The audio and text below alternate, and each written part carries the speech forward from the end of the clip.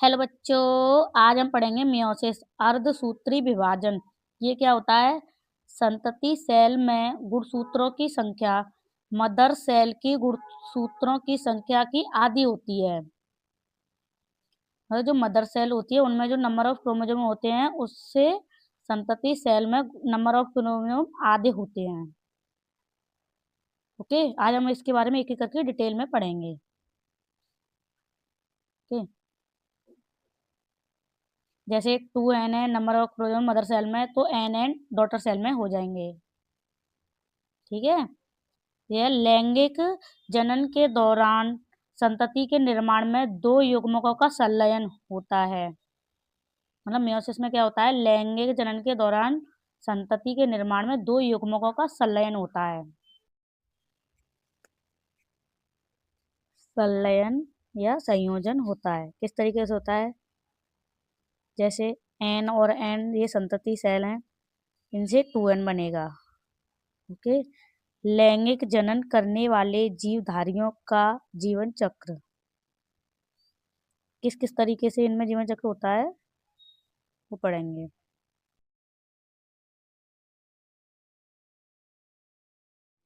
पहला है अर्धसूत्री विभाजन द्वारा। इसमें 2n कोशिकाएं जिनमें मियोसिस होती है और n और कोशिकाएं होती हैं, फिर ये 2n बन जाती हैं और माइटोसिस होती है और ये 2n ही रहती है। ये मियोसिस हुई।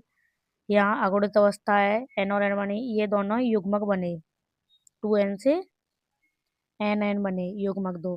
फिर इनके बीच फर्टिलाइजेशन हुआ, मतलब संयुग्मन हुआ, और ये 2n बने और यहाँ माइटोसिस होती है। ओके, दूसरा है पादप और प्राणियों में।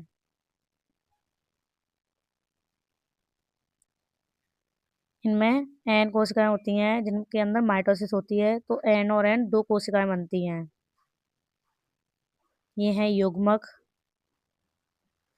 फिर इनके अंदर फर्टिलाइजेशन होता है, 2n बनती हैं। फिर इनके अंदर मियोसिस होती है और ये n बन जाती हैं। इस तरीके से इनकी लाइफ साइकिल होती है। मियोसिस में केंद्रक विभाजन कोशिका द्रव्य विभाजन के दो अनुक्रमिक चक्र होते हैं। मतलब मियोसिस में केंद्रक विभाजन और कोशिका द्रव्य विभाजन दो चक्र में पूरा होता है। अनुक्रमिक चक्र होते हैं और वो कौन कौन से होते हैं?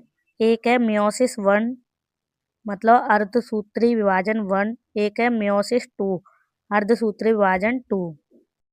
ये कहाँ से शुरू होता है? G1, फिर S, फिर G2, फिर मियोसिस 1।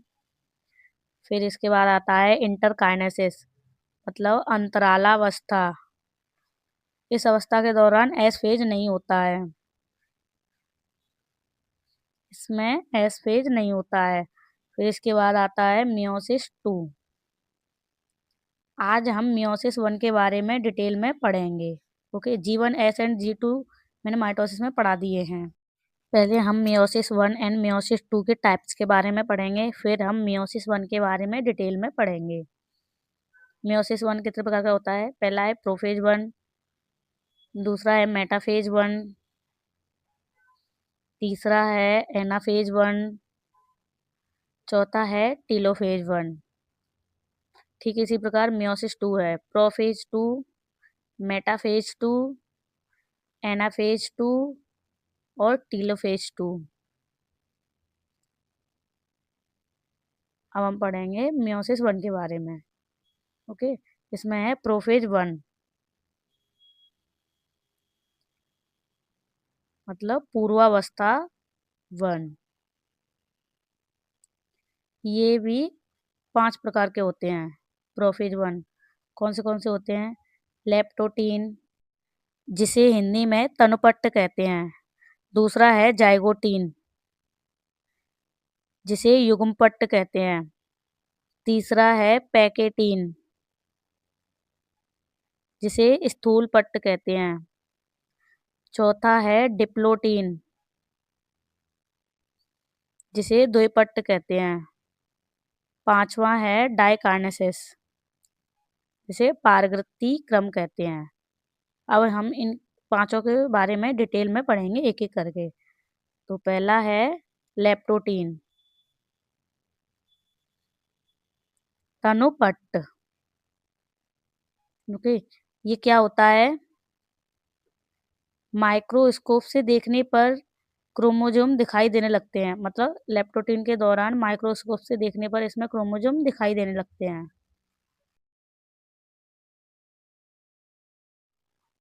क्रोमोसोम का संघनन होता है। इस अवस्था में क्रोमोसोम का संघनन होता है और यह पूरी लेप्टोप्टीन अवस्था तक जारी रहता है। और यह पूरी लेप्टोप्टीन अवस्था तक जारी रहता है।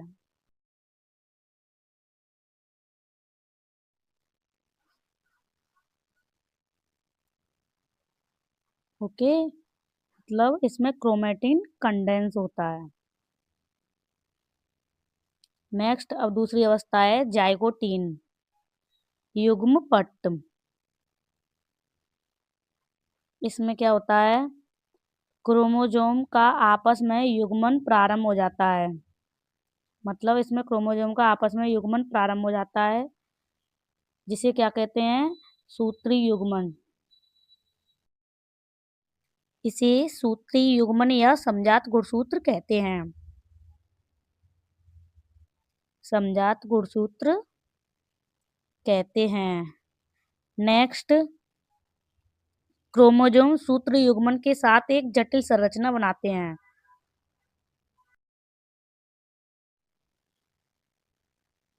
एक जटिल संरचना बनाते हैं, जिसे क्या कहते हैं? साइनेप्टोनीमल कॉम्प्लेक्स। साइनेप्टोनीमल कॉम्प्लेक्स, जिसे हिंदी में सिनेप्टोनीमल सम्मिश्र कहते हैं। सम्मिश्र। ओके, ये क्या होता है? इसका निर्माण एक जोड़ी सूत्र युग्मित समजात गुणसूत्र द्वारा होता है। सूत्र युग्मित समजात गुणसूत्र द्वारा होता है।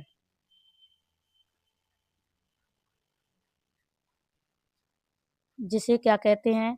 जिसे कहते हैं या तो एक युगली बाइवेलेंट, या फिर एक चतुष्क टेट्राड। मतलब एक युगली बराबर होता है 2 क्रोमोसोम। बाइवेलेंट, क्योंकि इसमें 2 क्रोमोसोम है इसलिए इसे बाइवेलेंट कहते हैं। और 4 क्रोमेटिड हैं इसलिए इसे टेट्राड कहते हैं। अब हम इसको डायग्राम से समझेंगे किस किस तरीके से होते हैं। जैसे ये क्रोमोसोम है, ये है साइनेप्टोनीमल कॉम्प्लेक्स।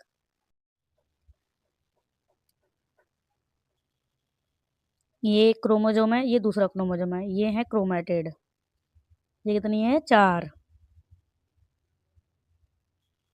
क्योंकि ये है क्रोमोसोम, इनकी संख्या कितनी है? 2।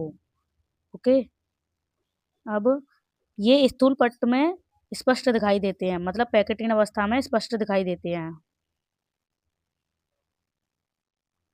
अब हम पढ़ेंगे स्थूल पट्ट, पैकेटिन।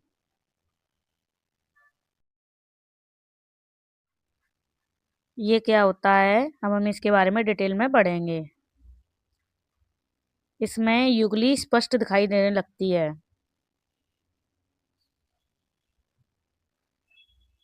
स्पष्ट दिखाई देने लगती है।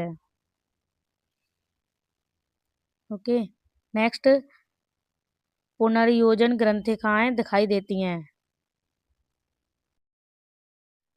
पुनर्योजन ग्रंथिकाएं दिखाई देती हैं।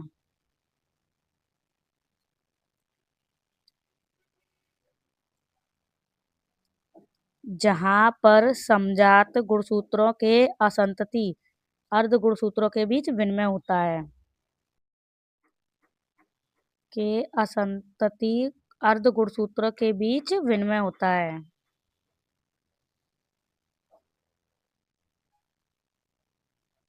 विनिमय होता है मतलब क्रॉसिंग ओवर। नेक्स्ट, 2 समजात गुणसूत्रों के बीच आनुवंशिक पदार्थों के आदान प्रदान के कारण होता है। ये समजात गुणसूत्रों के बीच आनुवंशिक पदार्थों के आदान प्रदान के कारण होता है।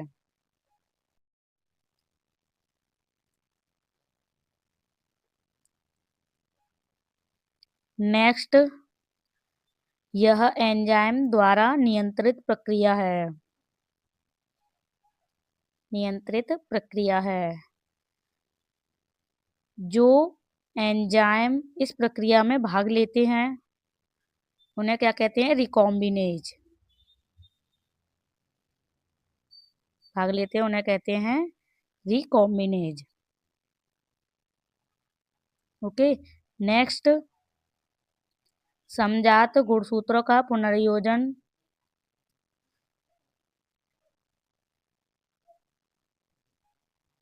पुनर्योजन स्थूल पट्ट अवस्था के अंत तक पूर्ण हो जाता है।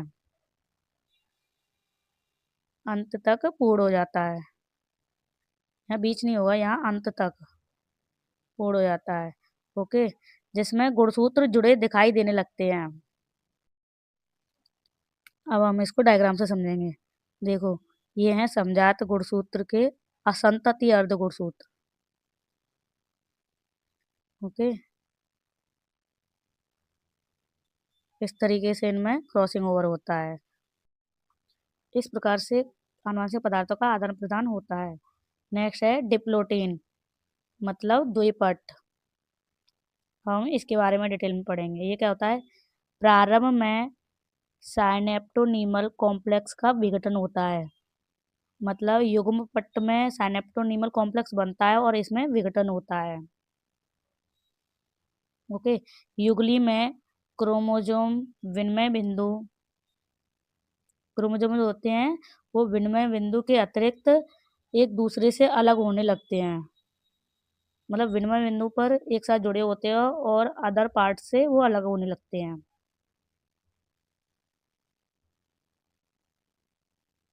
ओके। इसमें एक नोट पॉइंट है। क्या है?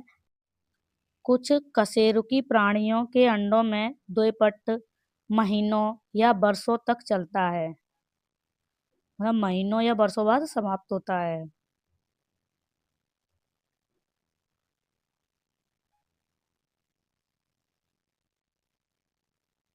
यह समाप्त होता है।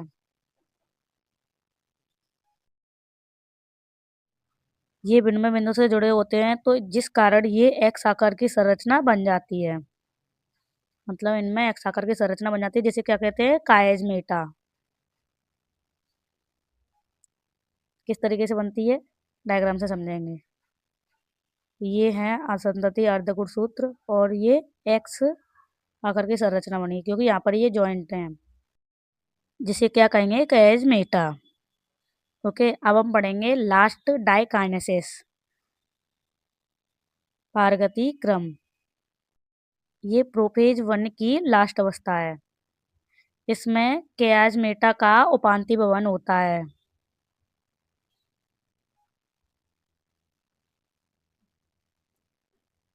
मतलब कैजमेटा का अंत। नेक्स्ट, क्रोमोसोम पूर्णतया संगठित हो जाते हैं।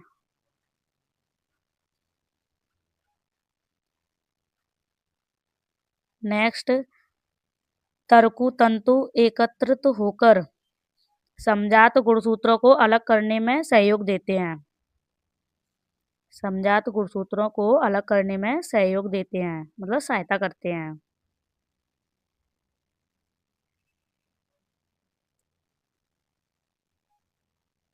नेक्स्ट, डाइकाइनेसिस के अंत में केंद्रिका केंद्रक आवरण झिल्ली विघटित हो जाती है।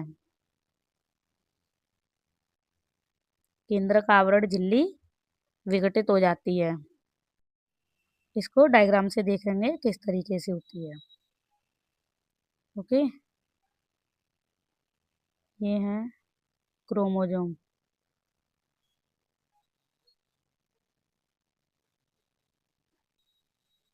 ओके, ये कंप्लीट हुआ पूरा प्रोफेज 1। अब हम पढ़ेंगे मेटाफेज 1।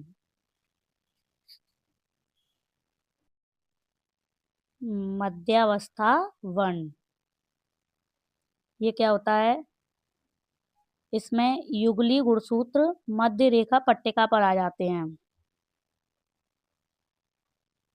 मेटाफेज प्लेट पर आ जाते हैं।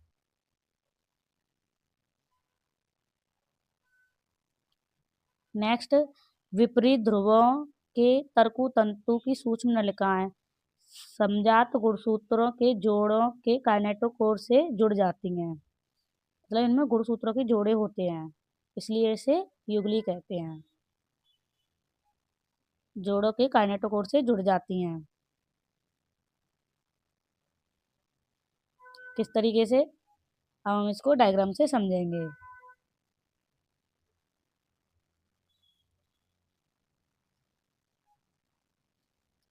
ये है क्रोमोजोम, मतलब युगली क्रोमोजोम। यहाँ पर आनुवंशिक पदार्थ का आदान प्रदान हो गया है। ओके, ये काइनेटोकोर हैं, ये है तारक का है, ये सूक्ष्म नलिका है। इसमें दो मेटाफेजिक प्लेट होती हैं। ओके, दूसरा है एनाफेज 1, पश्चावस्था 1। ये क्या होती हैं? समजात गुणसूत्र अलग हो जाते हैं, मतलब समजात क्रोमोसोम अलग हो जाते हैं। एंड संतति अर्ध गुणसूत्र गुणसूत्र बिंदु से जुड़े होते हैं। गुणसूत्र बिंदु से जुड़े होते हैं। ओके, किस तरीके से? ये सेम सेम होंगे और ये सेम सेम होंगे, और डायग्राम थोड़ा गलत बन गया था।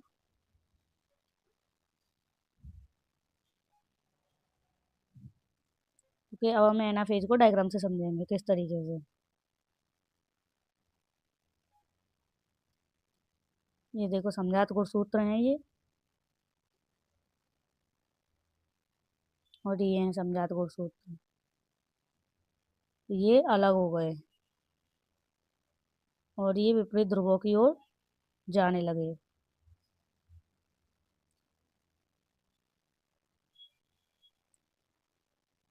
विपरीत ध्रुवों की ओर गति करने लगे इस तरीके से। ओके, अब हम पढ़ेंगे टीलोफेज 1, अंत्यावस्था 1। इसमें क्या होता है? केंद्र का आवरण एंड केंद्र का पुनः स्पष्ट होने लगती हैं।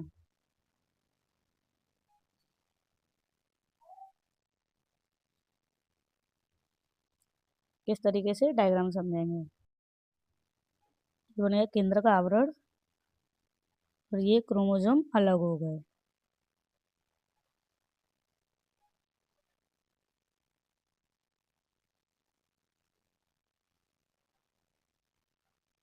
इस तरीके से कैरियोकाइनेसिस फिनिश हुआ। अब हम पढ़ेंगे साइटोकाइनेसिस, कोशिका द्रव्य विभाजन।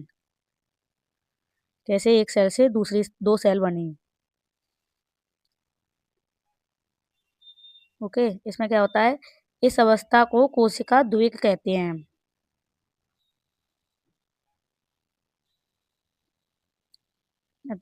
बहुत से मामलों में गुणसूत्रों का छितराव हो जाता है, मतलब गुणसूत्र बिखर जाते हैं, छितराव हो जाता है।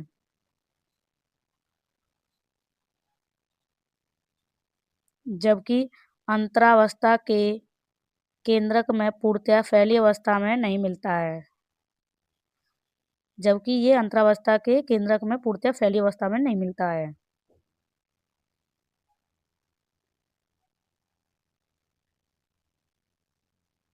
नहीं मिलता है। ओके, दो अर्धगुणसूत्री विभाजन की अवस्था को, मतलब दो अर्धगुणसूत्री विभाजन के बीच की अवस्था को क्या कहते हैं? अंतरालावस्था, इंटरकाइनेसिस। ये कम समय के लिए होती है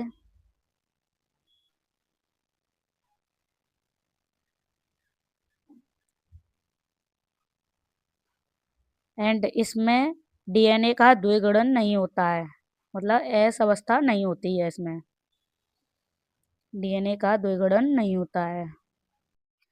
ये कंप्लीट हुई मियोसिस 1 अवस्था। अब शुरू होगी मियोसिस 2 अवस्था, जिसको हम नेक्स्ट वीडियो में पढ़ेंगे।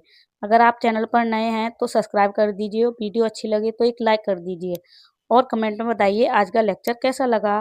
Okay, done, bye bye.